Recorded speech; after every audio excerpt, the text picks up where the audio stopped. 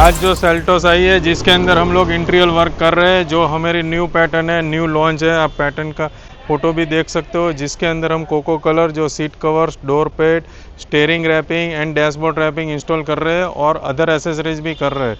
आपको भी अपनी गाड़ी में सोच रहे हो एसेसरीज करवाने, तो विजिट कीजिए लिगाटो सीट कवर एंड एसेसरीज। काम अच्छा लगा हो तो चैनल को लाइक और शेयर करना मत भूलना। Thank you.